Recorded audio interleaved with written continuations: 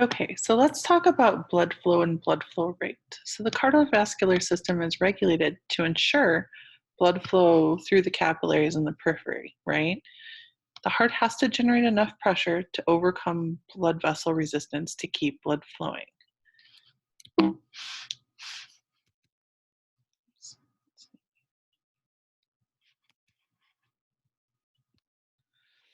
So the flow rate is volume of blood that flows through the systemic circuit per minute. The flow rate is dependent on pressure differences and resistance within the cardiovascular system. So think about blood flow rate through the systemic circuit, through the systemic loop, right? It depends on the difference in pressure from one end of the tube to the next end of the tube. So at the beginning of the tube, which would be which blood vessel? Where does blood flow start? At the aorta, right? And then where does it end? At the superior and inferior vena cavas. So the difference in pressure from the aorta to the vena cavas divided by the resistance of the blood vessels in the cardiovascular system. So flow rate is directly proportional to the pressure difference, and it's indirectly proportional to the resistance of the blood vessels. So let's talk about the delta P, or the pressure gradient. Blood flows from high to low pressure.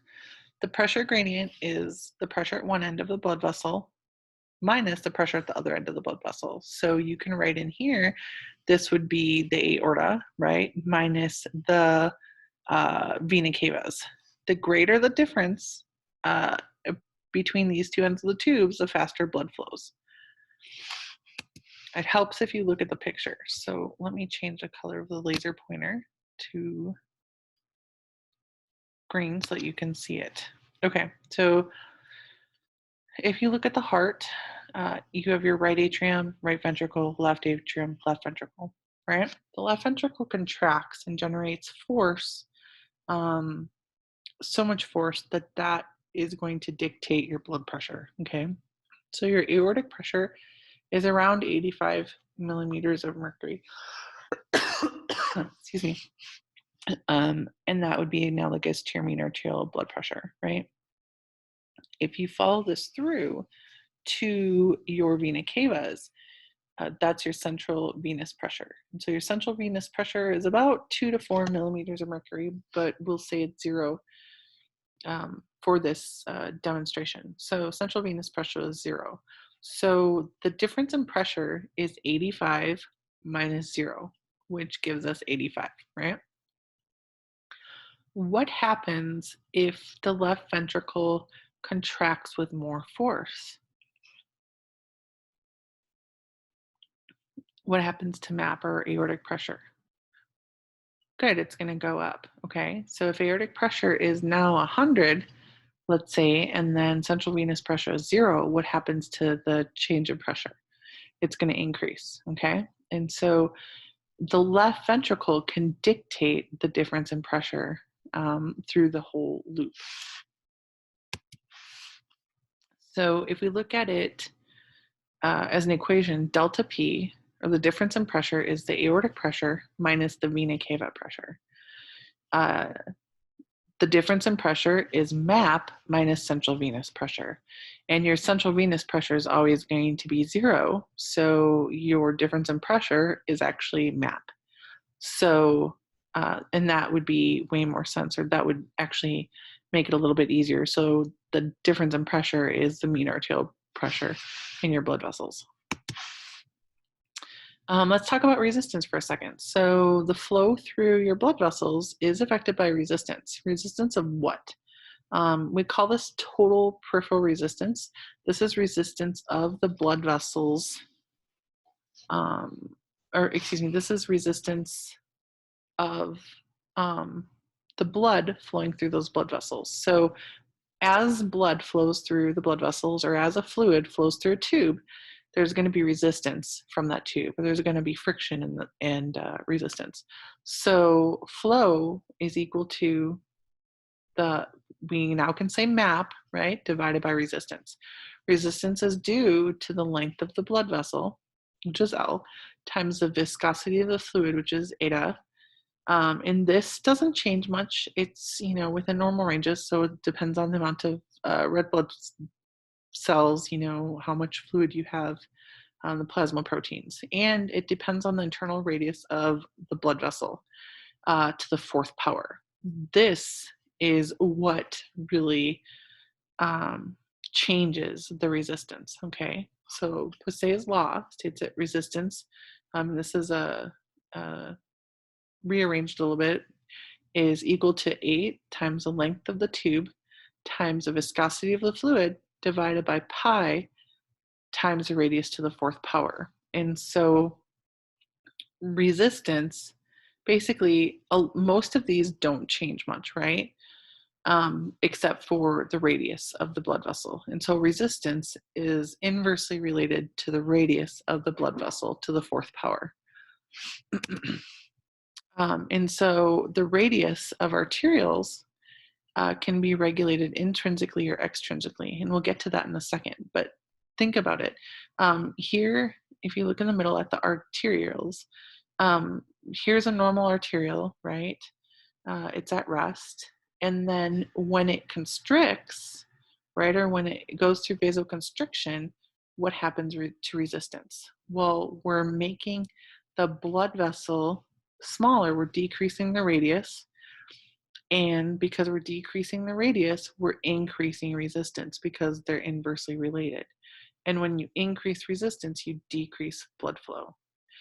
Think about it logically. So just generally speaking, you can make the space smaller and you still have the same amount of blood, right? And so that increases blood pressure, or that's going to increase resistance.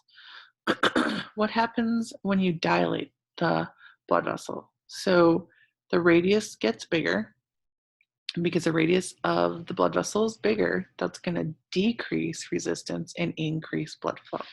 Okay, so if you go back to your equation, your blood flow through your systemic loop is dependent on how much pressure your left ventricle can generate, or your MAP, right?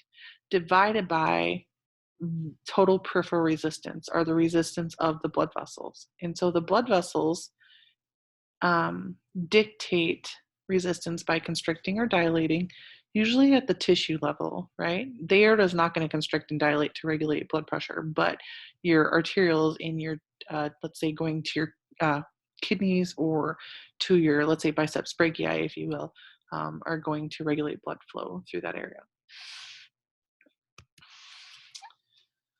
So capillaries regulate flow rate at the tissue level intrinsically. We'll talk about that in a second. Cardiovascular control centers regulate blood pressure and flow rate on a large scale. How do they do this? This would be your baroreceptor reflex, right? Realize that blood pressure and flow rate are not the same thing, you guys. Blood pressure is going to dictate blood flow rate. So keep them separate for this exam, okay? Learn one principle and then learn the other one. All right, so how do we intrinsically control those arteries? Let's say for this slide, I am doing bicep curls. So I'm doing bicep curls. And when I do bicep curls, I am pulling in, I'm using oxygen, I'm making CO2, and I'm making metabolic waste, let's say lactic acid, right? And there's acidification of that tissue. So when you increase the amount of CO2, or when O2 drops, that's going to cause the blood vessels in that area, the biceps brachii, to dilate, open up, and so you're going to increase blood flow, okay? Changes in blood flow. Let's say there's less blood flow through that muscle. Usually when you contract a muscle, that is going to decrease blood flow through that muscle because you're contracting all of those blood vessels. That's going to increase metabolic wastes, right? And because you have more metabolic wastes, whether it's CO2, urea, lactic acid, creatinine, that's going to cause vasodilation and increase blood flow. Locally secreted chemicals can cause vasoconstriction or vasodilation.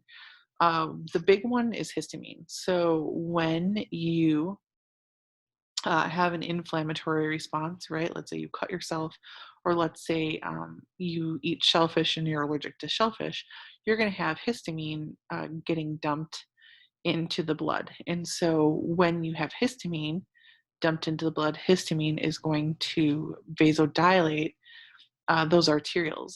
And when they vasodilate those arterioles, that's going to cause leakiness of fluid into the interstitium.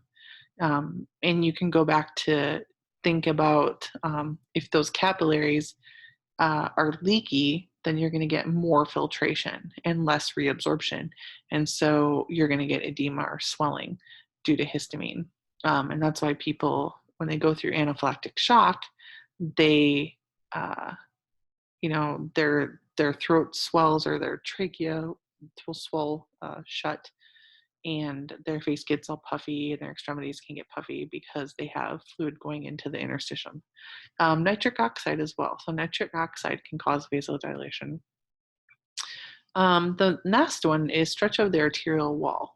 This is a myogenic response. It's a property of smooth muscle. So smooth muscle is really interesting. When you push against it, it's going to contract. So you push against it more, it contracts with more force. If you don't push against it as much, then it's going to not contract as much. So it's like a reflex constriction. This is a weird one, and I don't talk about it too much. We'll talk about it when we get to kidneys, though. All right, extrinsic control of arterioles. This would be your baroreceptor reflex, right? So your baroreceptor reflex, if you want to increase blood flow rate, you're going to have to get a greater difference in pressure. How do you get that? It's based off of MAP, right? So mean arterial blood pressure is dependent on cardiac output times total peripheral resistance. So you're going to increase your cardiac output and you're going to increase resistance. How do we increase resistance? Good, you're going to vasoconstrict those arteries. Okay, so I like this picture because it shows your arterial baroreceptors. So your baroreceptors for your blood pressure and heart rate are in your aortic arch, and they're in your carotid sinus. So these baroreceptors are enmeshed in these artery walls, and when blood flows through the aorta, these baroreceptors stretch. The magnitude of stretch sends extra action potentials, and the rate of stretch sends action potentials to the medulla oblongata, if you look at the right picture.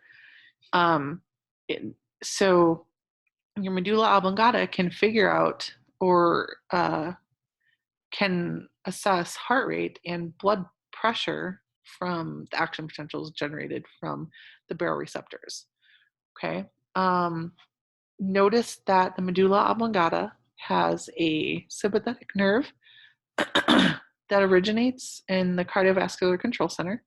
It goes down the spinal cord, exits out into the sympathetic chain ganglion, and the sympathetic cardiac nerve synapses with your heart, your arterioles, and your veins.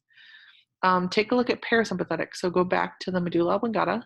Parasympathetic nervous system originates in the cardiovascular control center, right? The motor nuclei of the vagus nerve originates in the dorsal motor nuclei, excuse me.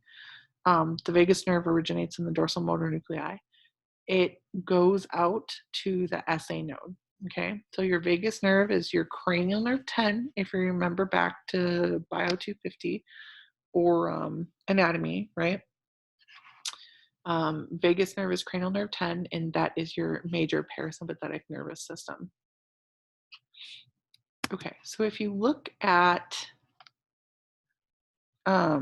your homeostatic feedback loop, and we did this for physiology, you did this in lab 1.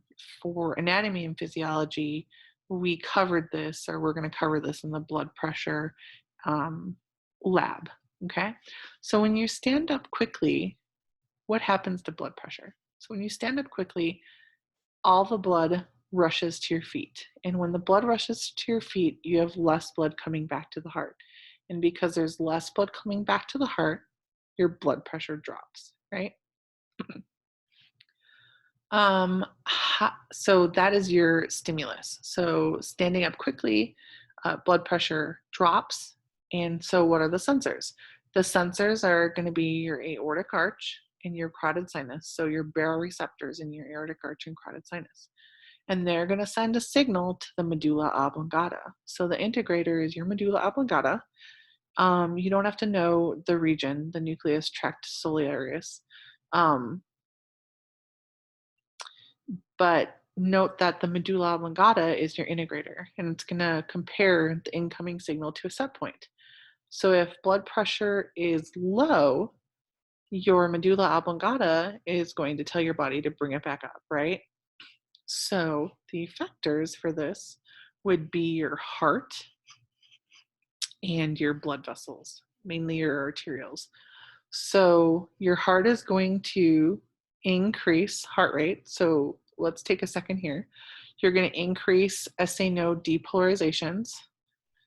So if you remember back to the nervous system, your sympathetic nervous system is going to release epi and norepi. That's going to increase action potentials at the SA node. And when you increase action potentials at the SA node, you're going to increase heart rate and increase stroke volume. Both of those together give you cardiac output. So technically, you're going to increase cardiac output. So cardiac output, if you remember, is based off of heart rate and stroke volume. So heart rate is beats per minute. Stroke volume is volume of blood ejected from that left ventricle per beat. And so when it's going to result in an increase in cardiac output. Take a look at the arterioles. So don't forget about the resistance portion of this. If blood pressure drops, what are we going to do to those arterioles to get resistance to go up? Okay, so we're going to constrict those arterioles to make resistance go up. And that's going to increase peripheral resistance. So if we increase what the heart's doing, increase cardiac output, and constrict those blood vessels or arterioles so that resistance goes up, blood pressure should go up, right? This you can actually, I recommend drawing this out, right? So I want you to draw this out. What happens if blood pressure, let's talk about, let's say you lie down. So you're going to sleep at night and you lie down into your bed. So your feet are at the same level of your heart. What happens to blood flow back to the heart?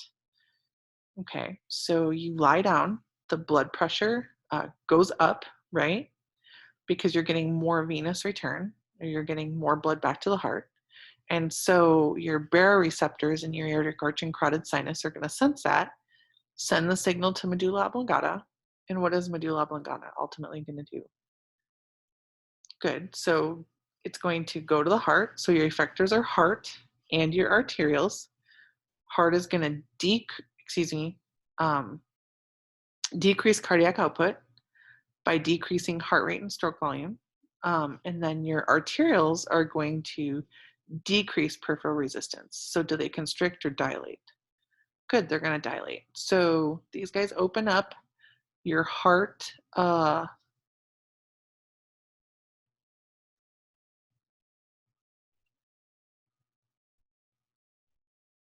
is going to slow down and blood pressure should drop. Okay. If we were doing this in lab, or when we do this in lab, what you'll notice is that when you're lying down, blood pressure will be high because you don't have resistance of all of those blood vessels.